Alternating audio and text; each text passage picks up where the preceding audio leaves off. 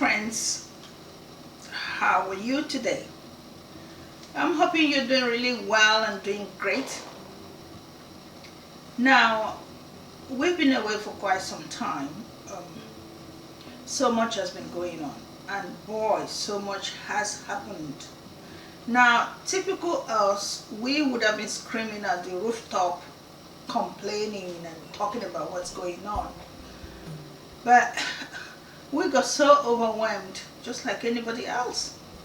The lockdown, the killing of George Floyd in America. I mean, these two things really makes up 2020.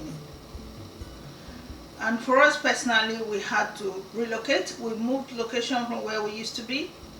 And so the whole process of moving was really draining on us. And all of this happened around this time that all these activities were going on. So it's been a really, really traumatic, difficult time for everyone. So we're here today to give you our take on all that's been going on. I mean, the most interesting one is, with my type of mindset, this whole thing has sent me on a completely different road path. On a path where I never thought I was going to get to, but then it's a path that I was actually slowly leading to. So I would say it's a good thing. It's a good thing because a lot has happened in our society where people are now reviewing their lives and rethinking their thoughts and deciding what next to do. You know what we always say here, let's start thinking. This has really gotten everybody thinking. So I'll say welcome on board, and going forward, a lot is going to be coming your way from us. Because typically me, I don't deal with situations as, oh look, a situation has happened, so oh wow, a situation has happened. No, I deal with situations in the sense of, what can I do about it? What is the solution? And so we're going to be coming to you with solutions to what we're dealing with right now, to the life we're seeing right now. Solutions are on the way. And so I'll say, stay tuned with us. And, before we even go into it, thank you to everyone who's been writing us and supporting us and telling us that we are helping them. We love to hear from you. Why? Because we want to know we're actually supporting someone out there. And I'm so happy to hear them actually doing that. So together we're going to grow. Together we're going to make things change. We're going to go on this journey that's definitely going to change things. So let's dig into today. What's today about? Especially for those of us from Africa, these videos, series of videos that are coming, is going to be focusing on you. Why? Because when George Floyd happened in the US and the whole world felt it got me thinking. And when you think, when you know about the black person, where is the root of the black person? The black race, where does it come from? It comes from Africa. And so if you're dealing with someone and you know that that person has got a really strong background, how will you treat that person? Of course you treat that person with respect. And when you find that someone hasn't got a strong background, generally the world will treat you the way they like. And personally, I think the problems that the black people are dealing with in America comes from the roots, which is Africa. So if we can sort out Africa, blacks across the world will be sorted out. And this is why, for me, I feel the first thing we have to do is look into Africa. I know I've always talked about Africa, but now it is more with a very condensed lens. Solutions, that's where we are now. So the title today is called Make Africa Great Again. Yes, Make Africa Great Again. If you follow me on Instagram and on Facebook, you see the things I post. Africa needs to be taken back. There's a lot that's going on. So my mission right now is take Africa back. Africa has lost its place. We used to be called the giant in the sun. Now everyone calls it the dark continent. No, we want to get back to that giant in the sun. We want to take back Africa. And that's why I call it Make Africa Great Again. I'll read some things to you. And if you look behind me here, you see a series of books. These are just the ones we're dealing with in this series of videos that are going to be coming your way. But like you know me, I don't stop reading.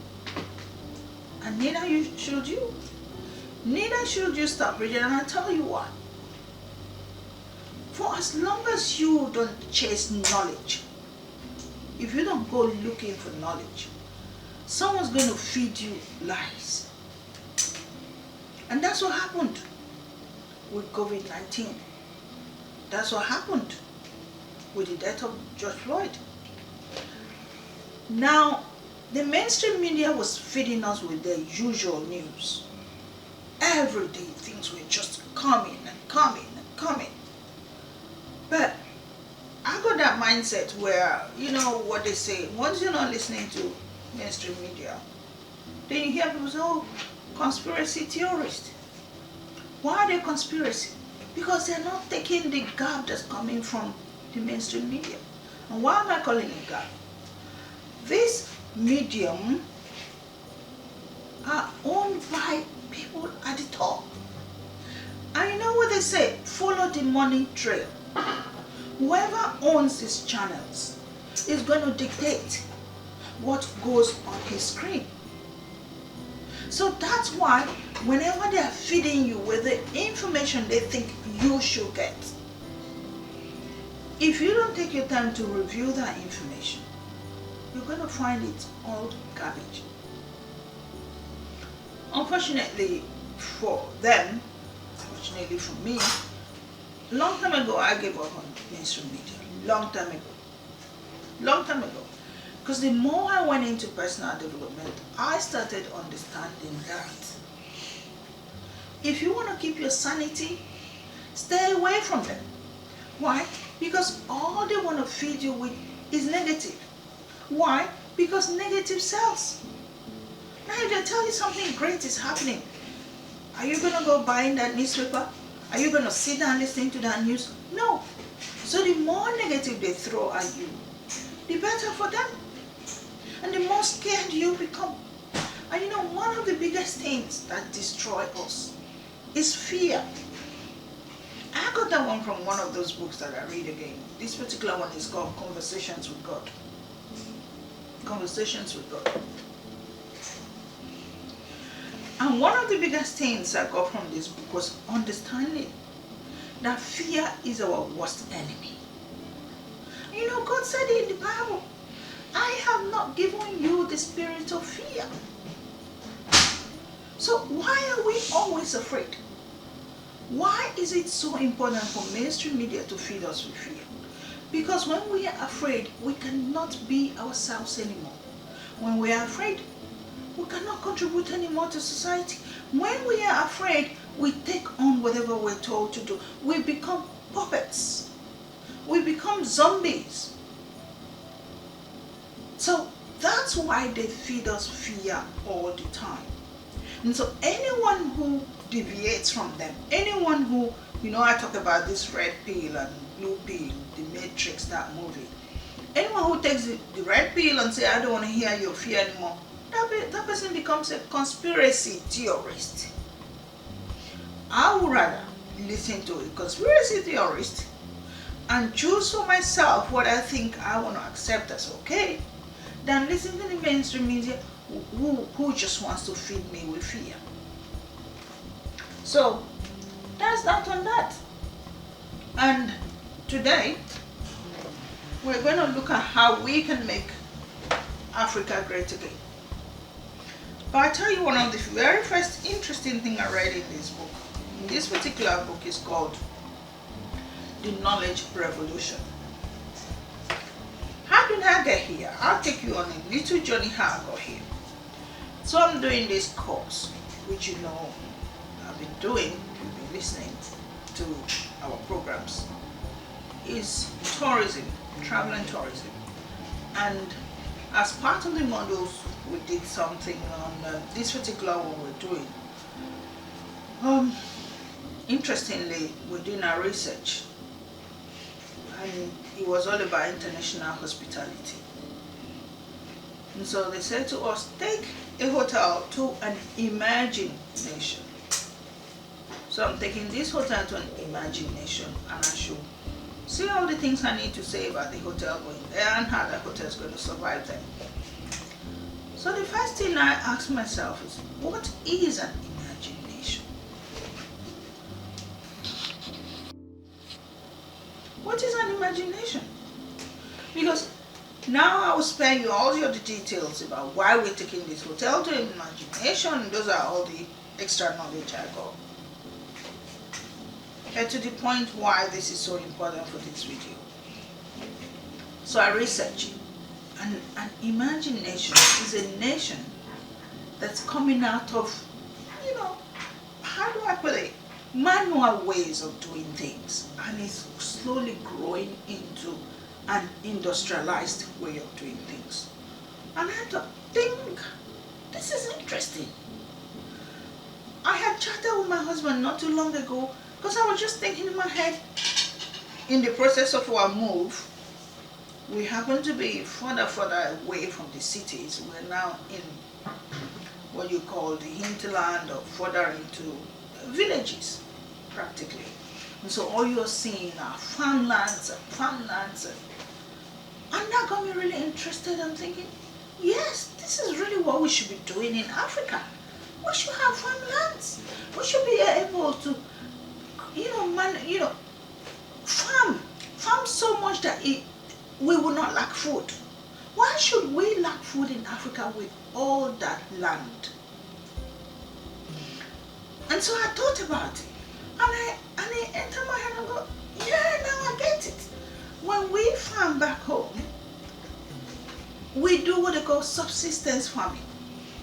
So you have your little piece of land, you go to farm, you plant your little crops, and then when it's time to harvest it, you harvest it and you take it home and you feed your family. And if you have a bit extra, then you sell it off to maybe your next door neighbor, or take it to the little town square in the village and other people buy it. Subsistence farming. And so we only wait until the season comes. If it's not mango season, you cannot buy mango. If it's not whatever season, banana tree, apple, we don't have apple, pear, okra, whatever it is. And so I thought about it and said, this makes a lot of sense. So now that we're in this neighborhood where everything is on an industrial, massive farms, you see the machinery they're using in these farms, and I thought, oh my God, that's what's missing. I just thought about that without really thinking much about it. I'm thinking to myself, yeah, when I do go back home, I'm going to think about how I'm going to be able to do that. So, take me forward now to my course. I narrowed it up. Emerging nations. Countries that are coming out of a manual way of doing things. Farming, fishing, whatever. And I thought, oh my goodness, I got it. Nigeria, we're still there. But of course what happened is they coined some names of these countries that are coming out of this scenario, now being these emerging nations. And so there's one they call the Brics Nations. So Brazil, Russia, India, China, South Africa. And then they had another one they call MINT. I think I'm getting a bit confused. Either Malaysia or Mexico. Yeah, Mexico. MINT, right? Mexico, Indonesia, Nigeria, and Turkey. So I'm thinking, oh my gosh, he explained everything. So now they said, choose one of them to become the nation you're taking your hotel to. So I chose China because I've been to China several times, and I thought this will make sense as I'm writing this assignment. And then what happened? And I realized that then it's getting interesting because India and China have gotten so big, their population is so much that their GDP, this is going more and more into details now, it's higher than that of America, which was top. So I thought, oh my gosh, this is interesting. And then I thought, let me understand what China is doing. The way China is going, right now, China is number 2 in the world GDP, whatever, all the usual economic data they're using. Because China is doing way better than anyone was thinking. And I became interested. I said, how did China achieve that? So, I got this book. But interestingly enough, in all my research on the internet, on the computer or whatever, I'm seeing so much information, I'm getting more and more interested. When I got this book, this is the interesting one. I'll just read one little part. They had a page talking about the chronological development. And this was in November 1949. The Chinese Academy of Science was established. 1949. China knew. They started thinking, what can we do to develop? I mean, like any other country, they've been through a series of wars. They've experienced all kinds of things. But they are thinking, along the way, what are we doing? What are we doing? How do we become like the rest of the world? How do we improve our economy? How do we join the rest of the world? 1949, they set up their Institute of Science. But what got me there? While I was reading, I read that England, UK, in the 18th century, discovered science.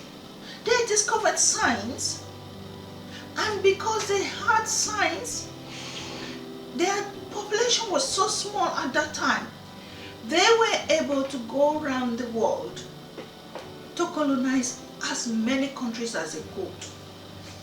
Look into it. They colonized India as well. A tiny little country. What gave them that strength? Science. Do you see where I'm going with this? Because the message here is make Africa great again. What changed the world? What changed? Science changed a lot of things. When England got science, England with a tiny little population had so much power, they went around the world colonizing everyone, including America. Because America much later then got their independence. But of course what they did was, after England got their science, much later Germany joined, much later France joined, and the rest of Europe joined.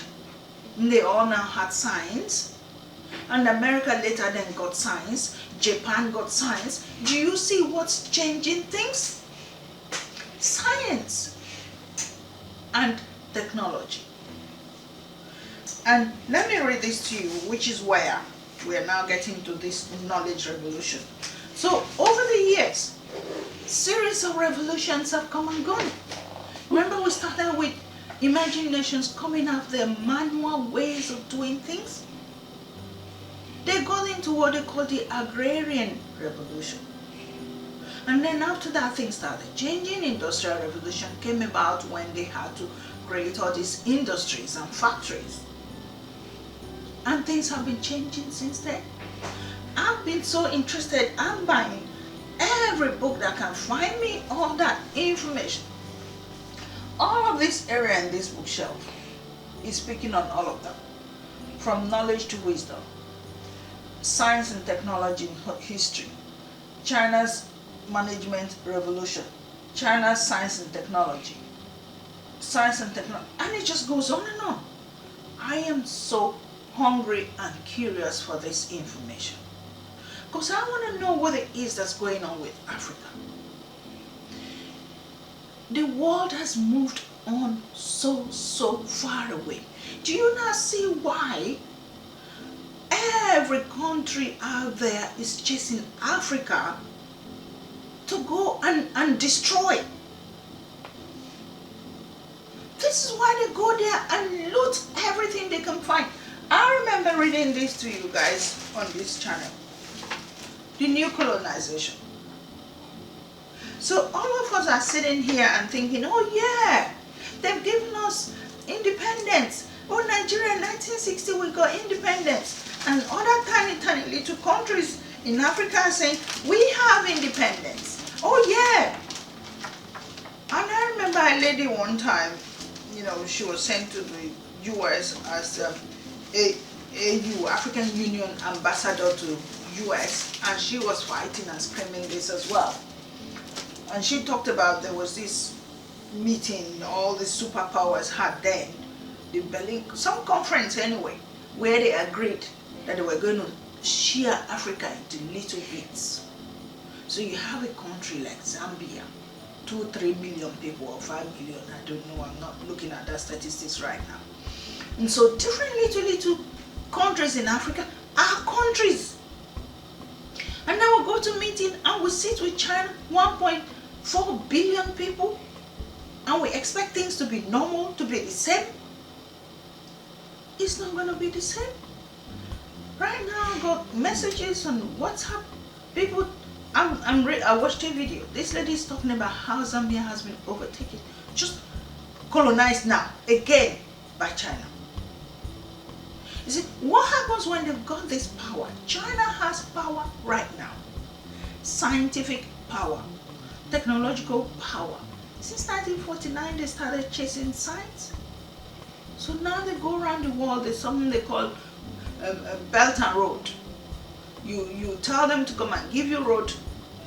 They put stringent instructions. If you don't pay me X amount, I'm going to come to your country and I'm going to take all your raw materials. All these natural resources that are in Africa. That's what everyone is chasing. Why are they chasing it? Because we Africans, we don't even know what we have. And while all of them are coming to Africa to grab as much and loot as much and put their pipes and take the oils. This happened to me where I come from. I'm from Ogoni. And in my village as a child, I remember oil pipes being laid across the whole village. And as kids, we were running over that oil pipe to go to the stream to fetch water. And I remember an auntie across the road walked across, that pipe broke and burst and killed her. Because this oil, petroleum, gushing through pipes. And this is in somebody's overhead, not hidden. Here you don't see any such thing. Not because England hasn't got oil. You live in a country like this, Western world, you start hearing things like, oh yeah, this place is a listed building, don't touch it. This area is special. It's no-go area. They tell you that. But they come to your country and everywhere is go area. I recall in my village there were some forests and they said, oh, this forest is for this deity or that deity. No, don't touch. I know my grandmother had like a little stream that was, this stream belongs to your grandmother. Nobody should touch it. That's how the village knew it. But these same oil companies, Shell, came and took their pipes all over the stream disappeared. There was nothing like listed. There was nothing like conserved area. You cannot go near that. I remember one of the modules we did and we're taking again to another little village or city in this country where we're told to go and develop a tourist attraction in this village. And next thing we're told, this is a conserved area, that's a conserved area, that's a conserved area. You can do anything, but tell us what we can do to attract tourism to this place. And I'm thinking, what are you talking about? If everywhere is conserved, what am I supposed to do? But they come to your country, they come to your village, and nowhere is concerned. Even when you tell them this forest belongs to, they don't care. They put their pipes in and they put the oil. I don't know if you watched that movie. What was that movie called again? I can't remember. Quite an interesting movie, where when they came, the forest was supposed to be, you cannot enter that forest. This was a special forest, and did they not come? I remember that movie. But that tells you the people we're dealing with. And what gives them such power? Science and technology. So this is the time for us to start thinking. This is the time for us to start thinking, and that's why I call it Make Africa Great Again. Because that power is in your hands and my hands. So that's what we need to know, and I'll tell you why it's so important that we wake up. I call it, I have a page now on Facebook. I call it Wake Up Africa. We need to wake up and get on with recreating our own continent. I read this to you because I was going to say the knowledge revolution. Now what's happened is, clearly all the various revolutions have come, and in the Western world they've moved on and moved on. We're at the stage now where they're creating superhumans. I read it somewhere. This book, quite interesting, Exponential Organizations. And why I found this so interesting is he's trying to explain to us what's happening with all the various revolutions that's going on. And technology has really changed everything. So while in the past, say you needed to talk to a lot of people, you need to advertise in magazines and newspapers and go on radio and TV. Now all you need is what we're doing just now. I'll put this video on YouTube and millions of people will see it. That's what technology has achieved. And with technology, loads of businesses that couldn't catch up with technology died along the way. He gave examples, Kodak. So many names. Companies that couldn't move their product to technology. Look at what Apple did. Everything is on Apple. Everything. Touchlight, what's it called? Camera, what's this one? Calendar, map. They took businesses from everyone. And then not to talk about the internet, everything is completely changed because of technology. Businesses have gone because of technology.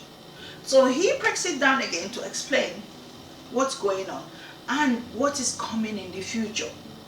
And the future is looking like a different type of human beings called superhumans. I mean, we just watched a movie the other day where this man was already turned. I don't know if you watched that movie RoboCop, which was quite popular at that time. The man had died and they kept his brain, kept his heart, and turned the rest of his body into a machine, and he could go, and now he had no feelings. He had no emotions. But he could fight, and because of the machine, they give him instructions and he could do everything else that a normal human being couldn't do. That's what's coming. We've heard of AI, robots. So there's a lot coming our way, but what's happening in Africa? That's where you and I are interested. That's where you and I come in. And I read something to you. I keep saying I read it now. The realization that a modern economy's most important capital resource is not money. Yeah. A country's most important capital resource is not money, nor raw materials, nor equipment. See how it's going? It's not money, it's not raw materials, it's not equipment, but it's brains. Brains, human brain. It has been slow in coming, People were not thinking about this. People didn't think human being was what we need. This fact is the kernel of the knowledge revolution, which is what this is. The technological and cultural future of a nation depends on the way in which it develops, utilizes, and retains its talents. That's what's coming. That's what's coming, and I say, make Africa great again. Countries have realized that to develop a country, what you need is human brains. It's not the not technology per se, it's not machines per se, it's not money per se, it's not raw material. And I tell you what, Africa, we got all the raw material in the world. I mean, there's nothing people look for, they don't come to Africa to get it. Congo has all the raw material that Apple uses in iPhone. Apple gets raw material from Africa, uses their brain in America, and manufactures it in China. Do you see how this whole thing goes? All the diamonds of the world comes from Africa. Oil. You name all the precious stones. There's so much that comes from there. That's the atom. Raw materials is not enough to make you rich. What makes you rich is the human brains you have. That makes me think. And I'm sure it's making you think. Look at this book. Human Resource Management.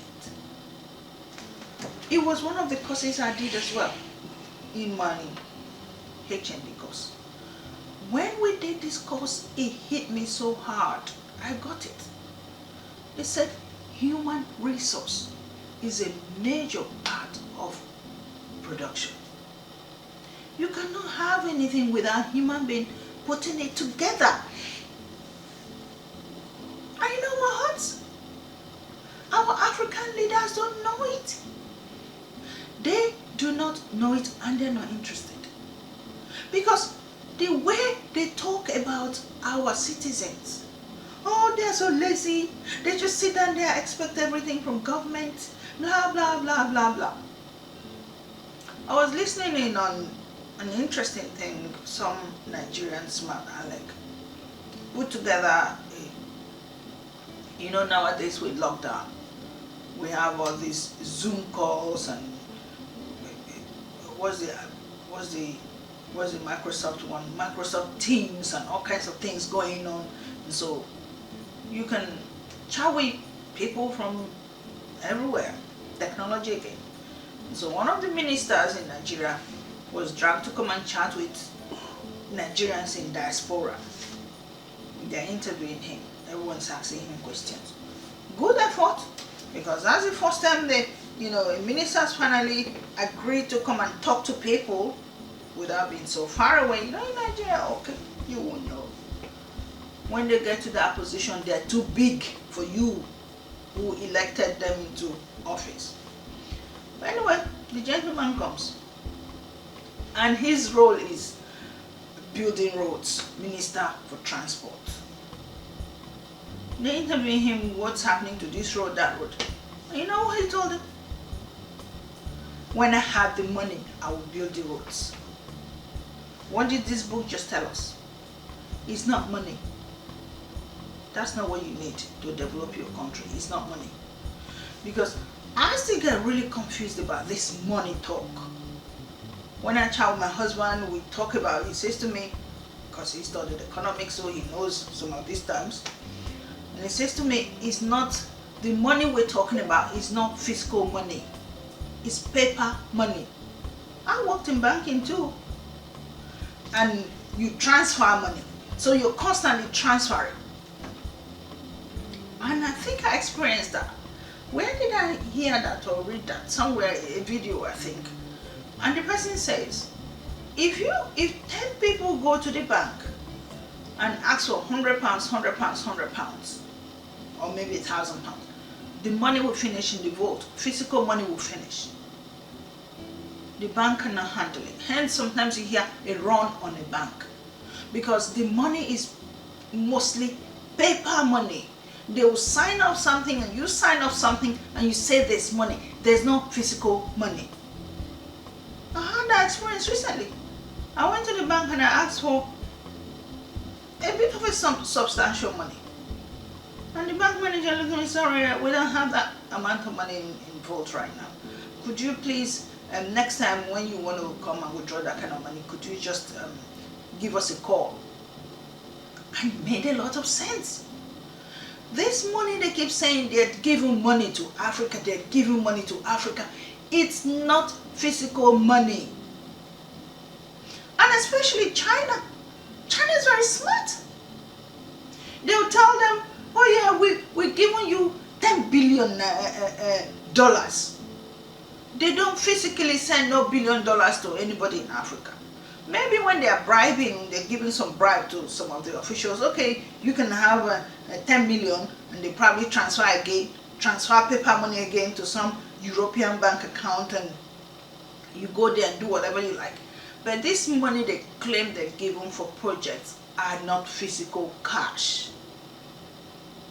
Do you see the smartness they're playing on our leaders? And so then a minister will say to me, I can't build roads until I get money. When you have human resource is where the power is. And that's why when we started, I told you what China did. China started in 1949 to put together the Science and Technology Academy, to gain knowledge, to start thinking what they can do with the raw materials in their country. If you put, don't get me started now, all the educated people in Africa, we have so much education that hurts. It hurts me so much, because whenever I think about it, what type of education have we been getting that Africa is still so messed up? That's why we have to come together and make Africa great again. We have to allow ourselves to think how we can use the raw materials in Africa to create what we need. Because if we want to cut out situations like George Floyd happening to our children, our great-grandchildren in future, this is the time to start putting action into place now. This is the time we don't need to keep telling ourselves, until they give me money, I cannot build road. A place like Nigeria really does hurt. Nigeria is 200 million people, and we are one of those most educated countries in the world, but we are so lost. All that education we finish and our children don't find a job. There are no jobs. And why is that? Because all the money that's supposed to be in the system to create businesses that will employ our people is taken out. In tourism, we call it leakage. The money leaks out. It's gone out. It's gone to Dubai, it's gone to Switzerland, it's gone to America, it's gone to England. They come to England, they buy massive houses in central London. Houses that will cost, one house will cost 40 million pounds. I can even rub £2 together to buy a house in England. Because what they'll tell me is you have to have a mortgage. And that mortgage is 25 years. In that 25 years, you dare not default. When I was working with a telecoms company, everything was okay, and I lost the job, and that was the end of the house, because I didn't have money to pay any more mortgage.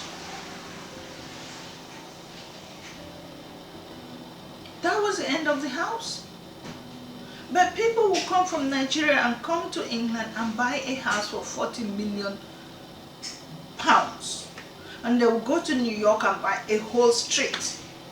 Leakage. They leak the money out of the country and send it out. When that money should have been in the country to create businesses that our children would have been employed in. Do you see why our continent is in such a mess? Do you see why things like George Floyd will keep happening? So I don't know what role you're going to play. I don't know what role I'm going to play. But we're going to have to play some role. We're going to have to send this message across to as many people as possible. That what we need in Africa is science and technology. What we need is to start developing, is to use our local resources. We need to use our brain, like human resource management tells us, like this book of Knowledge Revolution tells us. Because what's happened in the process of various revolutions, agrarian, industrial, technology, science, it's human beings that bring those things together. It's human beings that create it.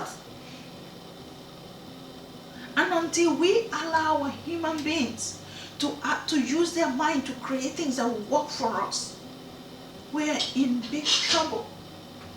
Our continent, the way they want it, they want to call it the dark continent. Why? Because they know what they're doing there. And the way things are going is getting there. Why? Because they are the ones educating us. You see, all these courses I'm doing is shocking. They are not teaching you anything that you can take back home and apply. So you need to read between the lines. And that's why all this education, I keep asking, so what's happening to the education we're taking? What's happening to it? One of these books here that really opened my eyes to that one was this one. Miseducation of the Negro.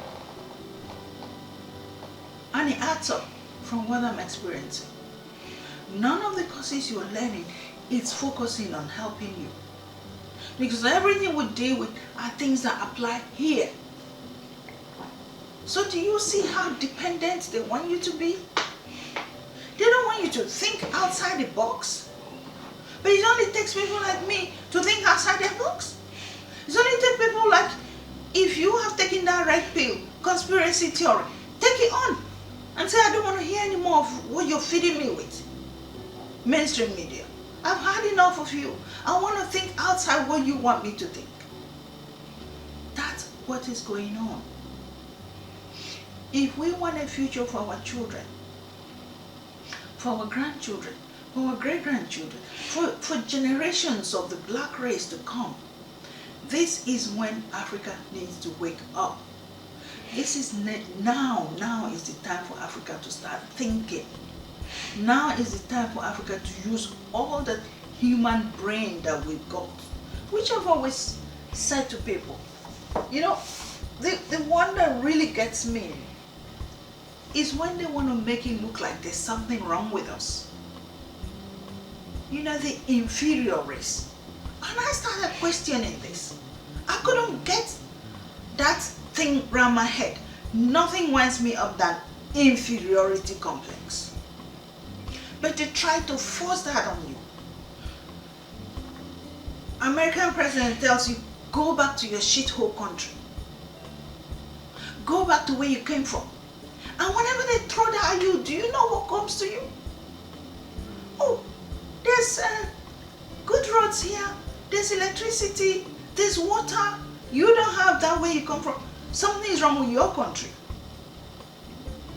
The same country, they go from behind and are pulling out every natural resource they can reach. But then you are from a shithole country. Your country is what's making them rich. Now, it makes sense because we are not thinking. So I'm going to leave it here because there's a lot coming your way. I'll say thank you so much for watching, and please share this video with your friends.